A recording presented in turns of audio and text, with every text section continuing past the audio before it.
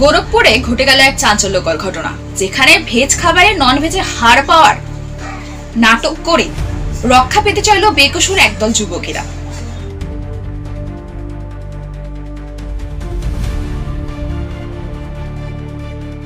অভিযোগ, তাদের ভেজ থালায় মাংসের হাড়। সঙ্গে সঙ্গে শুরু হয় রেস্টুরেন্টে উত্তেজনা, গালিগালাজ এবং ওই যুবকেরা আগুনে ফেটে পড়ে।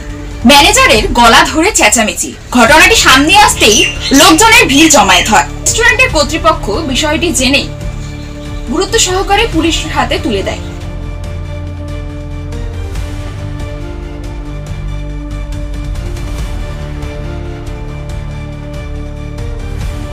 এরপরে আসে আসল মোড়। পুলিশ যখন সিসিটিভি ফুটেজ খতিয়ে দেখে, বেরিয়ে আসে ভয়ঙ্কর সত্য।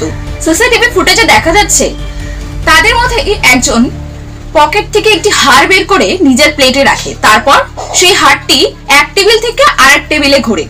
পরিকল্পনা একটাই, ভেজ নন ভেজের গল্পটি পুরোই নাটক। এর উদ্দেশ্য একটাই, খেয়ে বিল না দেওয়া, রেস্টুরেন্টকে অপদস্থ করা। রেস্টুরেন্ট মালিক বলেন, এটা শুধু প্রতারণা নয়, এটা ধর্মীয় আবেগের সস্তা ব্যবহার। আমরা আমাদের সম্মান রক্ষা করতে পুলিশে অভিযোগ করেছি।